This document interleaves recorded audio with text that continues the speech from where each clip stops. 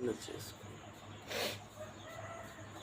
పరిశుద్ధుడా, విమోచకుడా, నీ పరిశుద్ధ నామమును బట్టి వందనాలు. యెహోవా, ఆయన రాత్రంతా మాకు మంచి నిద్రించా. ఉదయకాలంలో ప్రభావ నీ పాద సన్నిధికి వచ్చాం. బలపరిచినందుకు వందనాలు. ఈ వాక్యం చదువుతుండగా ప్రభావ మాతో మాట్లాడండి. నీ స్వరం వినిపించండి. సన్నిధి ఉంచండి. యేసు నామములో స్తుతించి ప్రార్థించి వేడుకుంటున్నాను.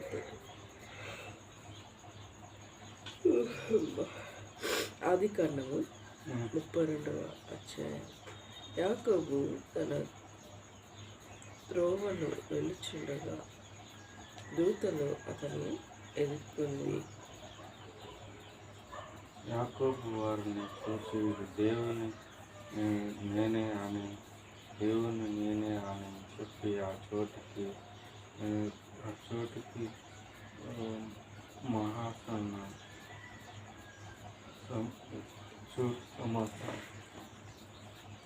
కనిపిస్తలేదు.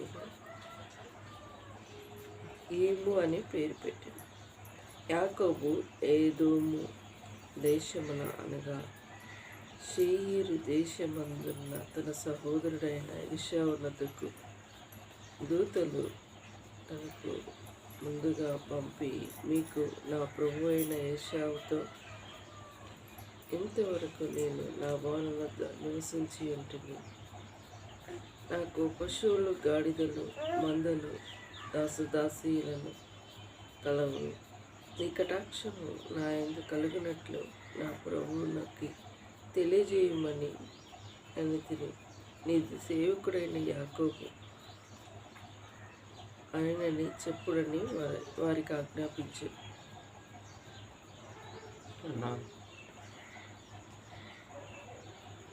ఆ రోజు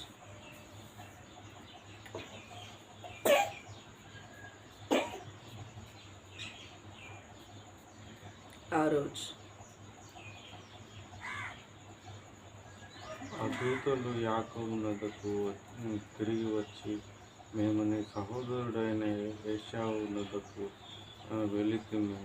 అతడు 4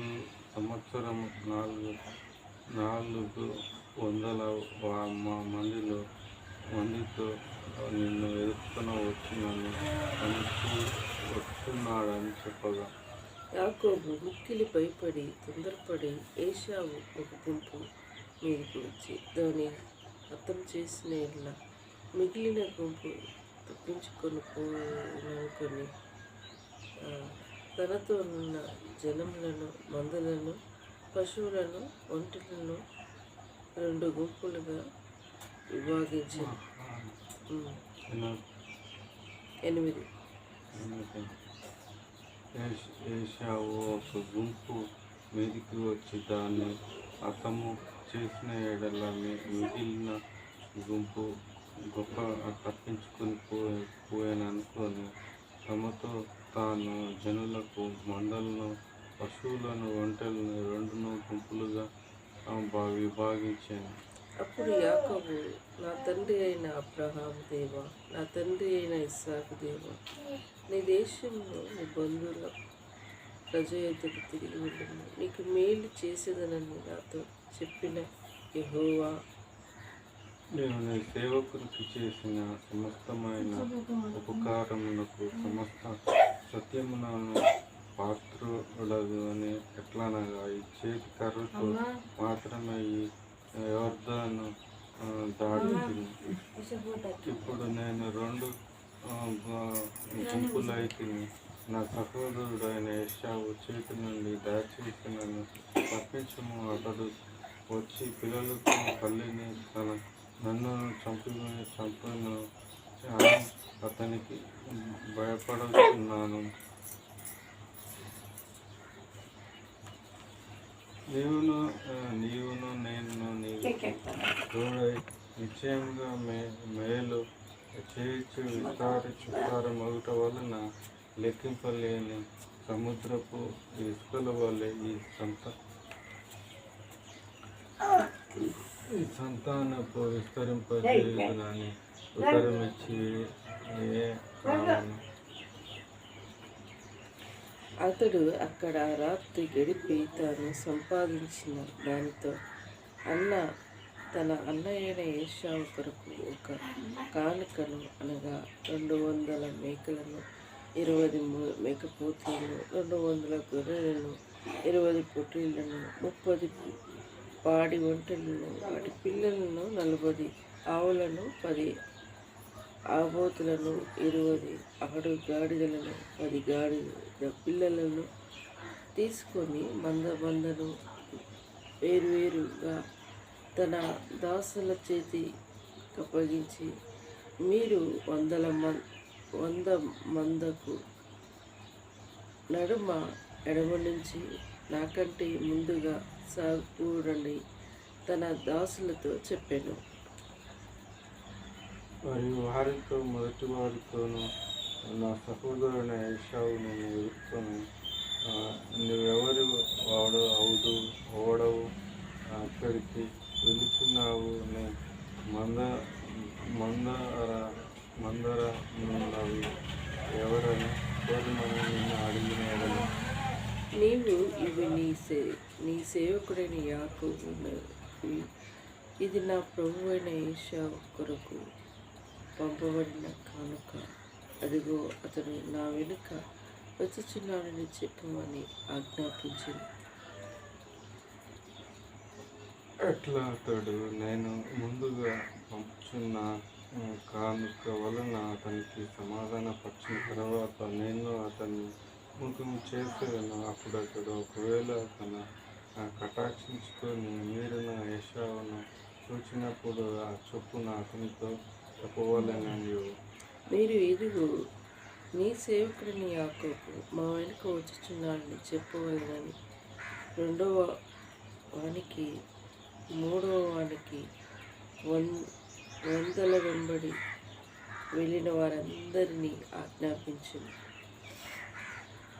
అతడు కానుకను అతనుకు ముందుగా పంపిన తాను గుంపులలో ఆ రాత్రి నిలిచెను.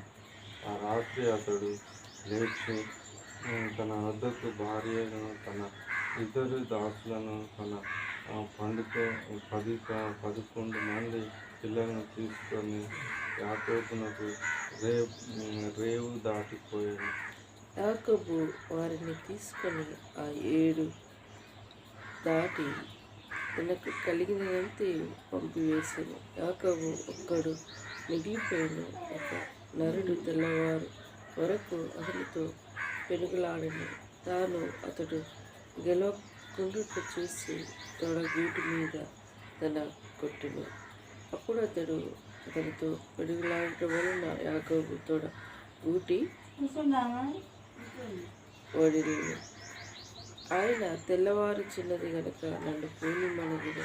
అతడు, నీవు నన్ను ఆశీర్వదించితే గాని నేను పోనీయను. ఆయన పేరేమని అడిగిగా అతడు యాకోబు అని చెప్పాను.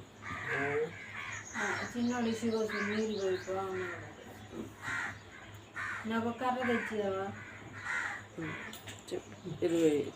అప్పుడు ఆయన, నీవు దేవునితోనూ మనుషులతోనూ పోరాడి గెలిచితివి కనుక నీకు మీదట నీ పేరు ఇశ్రాయేలు గాని యాకోబు అనబడని చెప్పెను. అప్పుడు యాకోబు నీ పేరు దయచేసి తెలుపున్నాను. అందుకు ఆయన నీవు ఎందు నిమిత్తము నా పేరు అడిగితే అని చెప్పి అక్కడ అతనికి ఆశీర్వదించాను. యాకోబు, నేను ముఖముగా దేవుని చూసుకుని ఆయనను నా ప్రాణము దక్కదని ఆ స్థలమునకు పెనియేలు అని పేరు పెట్టను. అతడు పెనియేలు నుండి సాగిపోయినప్పుడు సూర్యోదయం ఆయన. అప్పుడు అతడు తొడకుండు చూచాను, వాడు నడిచాను. అందుచేత ఆయన యాకోబు తొడగూటి మీద 20 వరకు పుట్టినందున నేటి వరకు ఇశ్రాయేలు తొడగూటి మీదనున్న 20 నెరమని తిని దేవుడి మాటలు దీవించి ఆశీర్వదించండిగా అన్నారు. మరి యాకోబు గురించి చెప్పబడిన ఈ గ్రంథంలో, ఈ వాక్యంలో, అధ్యాయంలో మరి ఒక ప్రాంతం నుండి ఇంకో ప్రాంతానికి యాకోబు వెళ్ళాల్సిన పరిస్థితి ఏర్పడింది. మరి ఏది ఏమైనప్పటికీ మరి దేవుడు 26 వచనం చూస్తుంటే, ఆయన తెల్లవారుచున్న కనుక నన్ను కొమ్మనగా అతడు నీవు నన్ను ఆశీర్వదించలే కానీ నిన్ను పోనీయనని ఆయన నీ పేరే ఇవ్వని అడగగా అతడు యాకోబు అని చెప్పాను. అప్పుడు అతడు ఆయన నీవు దేవునితోనూ మనుషులతోనూ పోరాడి గెలిచితే కనుక ఇక మీదట నీ పేరు ఇశ్రాయేలే కానీ యాకోబు అనబడదని చెప్పాను. మరి యాకోబు అంటే మోసపూరితమైన జీవితాన్ని దేవుడు మరి ఇశ్రాయేలుగా మరి తనకు పేరు మార్చబడింది. అంటే దేవుడితో పోరాడిన గెలిచిన వ్యక్తి అని మరి మరి దేవుడు అతనికి చక్కటి ఇశ్రాయేల్ అని పేరు పెట్టబడింది. అందుకోసం సామాన్యంగా మనుషులకి పేరు ఎప్పుడు మార్చబడుతూ ఉంటుందంటే, బ్యాప్టిజం తీసుకున్నప్పుడు మరి ఆరాధన చేసినప్పుడు మరి అప్పుడు పేర్లు మారబడుతూ ఉంటాయి. అంటే పేరు దగ్గర జీవితం జీవించినప్పుడే అప్పుడు దానికి అది విలువ అనేది ఉంటుంది.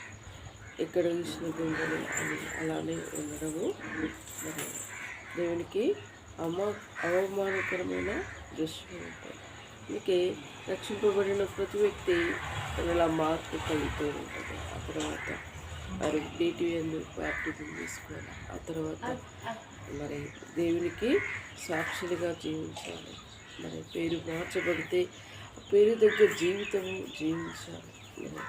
మరి దేవుని నామానికి మహిమ అనేది ఉంటుంది. దేవుడి మాటలు దీవించి ఆశీర్వదించుకున్నాక ప్రార్థించుకున్నాను. నన్ను మిక్కిలిగా ప్రేమిస్తున్నాను యేసయ్యా, నీకు వందనాలు చెల్లిస్తున్నాను. ఈ ఉదయకాల సమయంలో ప్రభా మాకు దేవుడు వినందుకు వందనాలు. సులువుగా చిక్కబట్టి శోధన నుండి కీడపాడండి, సంపూర్ణంగా కాపాడండి. దయగలైన ఇంటి ద్వారా వచ్చే మహిమను దృష్టిని దొంగిలించకుండా కంచివేయండి. మరి నాని జ్ఞాపకం చేసుకో, వారు చేసేది దీవించండి నాయన. మరి తోడుగా ఉండవని ప్రార్థిస్తున్నాను. నా భవిష్యత్తు విషయంలో ముఖ్యంగా ఇచ్చిన వాగ్దానం నెరవేర్చలోని అప్రోచోటకు దీవించండి. సహాయపడమని ప్రార్థిస్తున్నాను. ఇలా మనకి ఘనత తెచ్చుకుంటే ఇచ్చిన వాగ్దానం నెరవేర్చండి. నిన్నటి కాల సమయంలో సౌజీతో మాట్లాడటకు వచ్చిన కృపను బట్టి ఉండమని ప్రియుడికి కుటుంబ అక్కర్లు తీర్చబడటకు సహాయపడండి. పాలు భాగస్లో ఉన్నప్పుడు కృప ద్వారం తెరవని ప్రార్థిస్తుంది. అంధకార శక్తుల్ని సంపూర్ణ విడుదల దయచేయండి. దయగలైన ఏ కార్యం చేయాలన్నా అది నీ చిత్తంలో ఉంటే జరుగుతుంది. వేసే వీడికి ఆశీర్వాదాలు పిలిచేయని దేవుడు ప్రభు వీడి విషయంలో సహాయపడని ప్రార్థిస్తుంది. నాకు ఇచ్చిన వాగ్దానం నెరవేర్చండి. శత్రు శాతాలు తలని చితికెత్తుకుని సంపూర్ణంగా నాయన విడుదల దయచేయండి ప్రభా. దయగలైన నీ చిత్తమే మా ఇళ్ళ జరిగించండి. తమను వాగ్దానాలు నెరవేర్చండి. నిలబెట్టండి. కుటుంబ సమస్యలు సాల్వ్ చేయండి. అంధకార శక్తులు సంపూర్ణ విడుదల దయచేయండి. భక్తి కలిగి జీవించే కుటుంబంలో మమ్మల్ని సిద్ధపరచండి. శత్రు శాతానికి చోటిచ్చేవారుగా లోక స్నేహం దయంతో వైరులు వీరగా లోకంతో స్నేహం కాదు నీతో స్నేహం చేసిన వారుగా ఉండటం మమ్మల్ని దీవించారు. మమ్మల్ని ప్రేమించినందుకు నా ఫ్రెండ్స్ని, నా కట్టు పరిశ్రమలు వారందరినీ సంపూర్ణంగా రక్షించి కాపాడాలని ప్రార్థిస్తున్నాను. దయగలైన తొలై గ్రామాన్ని రక్షించండి, కాపాడమని కోరుకుంటున్నాను. ఎలా నరక్షణ బంధువుకరిగా రోడ్డు మీద ఇల్లు కోసం నా తండ్రి మా తల్లి అది కావాలని కొట్లాడుతున్నారు. అది ఇస్తే మాకు నెమ్మది లేదు. ప్రేగలైన దేవా న్యాయరూపిగా వారితో మాట్లాడండి. ఎక్కడ చూసిన గొంగలు అక్కడే ఉన్నది నాయన. చింతపండు దేవా అది అలానే ఉంటుంది. వారి జీవితాలు అలానే ఉన్నాయి. ఎస్ఐ వారి బ్రతుకులు మార్చండి, వారితో మాట్లాడండి. ఎస్ఐ అని కమ్మన అయా అది ఆ విషయంలో నిశ్చితమే జరిగించి నీ నామాన్ని ఘనత తెచ్చు. మమ్మల్ని ప్రేమించినందుకు, మాకు దేవుడు అయినందుకు స్తుతి. మా భవిష్యత్తు నీ బంగారు పాదంలో ఏదైతే పెట్టినా నిశ్చితమే మాయలా జరిగించండి. నీ కొడి అతి పూజిస్తూ ఆరాధించు. నీ నమ్మిన బిడ్డల్ని కలగానే ఇస్తాను. దేవా, నమ్మదైన దేవుడుగా నమ్మకత్వం రుజుపతి మా ఇద్దరి జీవితాలు నీ అద్భుతమైన కార్యం జరిగించి నీ నామాన్ని ఘనత తెచ్చు. అయా అన్ని విషయాలు నీ దయగల చేతికప్పు దాని కుటుంబాన్ని వారి శాలరీ బొట్టకు ప్రియబడిన గురించి వారి అక్రలు తీర్చండి, రక్షించండి, కాపాడండి. వారి నేడు కాల సమూలానికి కొంచెం దేవదాకింది కూడా ప్రియబడిన స్వస్థత ఆరోగ్యంగా ఇచ్చండి. నిరంజన కూడా నిలబెట్టండి. బిడ్డల భవిష్యత్తు ప్రియబడిన కుటుంబ భద్రపరచు. ఇలా నా కుటుంబాన్ని నీ కృపగల హస్తములకు అప్పచెప్పుకోండి. యూట్యూబ్ ద్వారా వింటున్న ప్రియబిడ్డలను దీవించండి. నా సబ్స్క్రైబర్ని కృపలో భద్రపరచుకోండి. ఇలా నన్ను నీ స్వహస్తాలకు అప్పచెప్పుకుంటూ ఈ సమయం దీవెనకరంగా అవసరంగా సిద్ధపరచమని తోడుగా ఉండదు. నా రక్షకుడు నీ ప్రియకుమారుడు యేసయ్య నామములో ఆత్మీయంగా వేడుకుంటున్నాను తండ్రి. యేసు రక్తం వేయించు, సెల్వ రక్తం వేయించు. యేసు నామ సంపూర్ణ విజయం కలుగునుగా. అపవాది క్రియలనంతా నాశనమగునుగా.